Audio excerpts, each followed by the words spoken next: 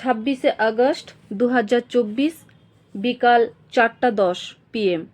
সঞ্জয় রায় কলকাতার ডাক্তারকে হত্যার কথা স্বীকার করেছেন। গার্লফ্রেন্ডের নগ্ন ছবি চেয়েছিলেন, সিবিআই বলেছে। মিথ্যা শনাক্তকারী পরীক্ষার সময় সঞ্জয় রায় দুঃখজনক ঘটনার কয়েক ঘন্টা আগে এক বন্ধুর সাথে একটি রেড লাইট এলাকায় যাওয়ার কথা স্বীকার করেন।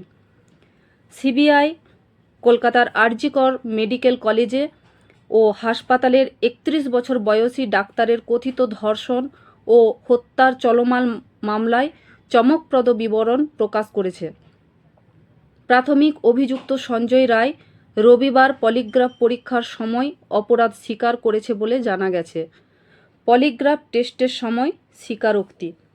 মিথ্যা শনাক্তকারী পরীক্ষার সময় সঞ্জয় রায় দুঃখজনক ঘটনার কয়েক ঘন্টা আগে এক বন্ধুর সাথে একটি রেড লাইট এলাকায় যাওয়ার কথা স্বীকার করেন।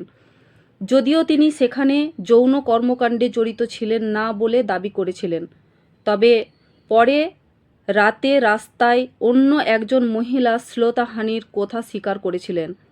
রিপোর্ট অনুযায়ী একই সময়ে রায় তার গার্লফ্রেন্ডকে ভিডিও কল করে তাকে নগ্ন ছবি তোলার জন্য অনুরোধ করেছিলেন।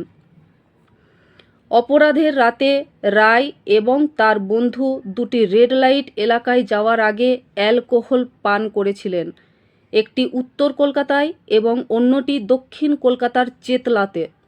তারা চেতলা যাওয়ার পথে রাস্তায় এক মহিলার শ্লীলতাহানি করেছে বলে অভিযোগ। হাসপাতালে ফিরে আসার পর রায় প্রায় 4:03 সেমিনার হলের কাছে করিডোরে যান, যেখানে তিনি ডাক্তারকে ধর্ষণ ও হত্যার অভিযোগ করেন। পোস্ট ক্রাইম অ্যাকশন এবং বিভ্রান্তিকর পলিগ্রাফ ফলাফল। কথিত অপরাধ করার পর সঞ্জয় রায় তার বন্ধু অনুপম দত্ত, একজন পুলিশ অফিসারের বাড়িতে গিয়েছিলেন বলে জানা গেছে।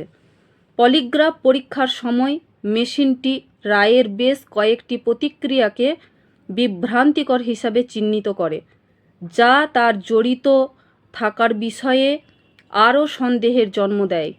সিবিআই রায়ের একটি মনস্তাত্ত্বিক প্রোফাইলও তৈরি করেছে, যা তার ফোনে পাওয়া অসংখ্য স্পষ্ট ক্লিপ সহ পর্নোগ্রাফির প্রতি তীব্র আসক্তি প্রকাশ করেছে।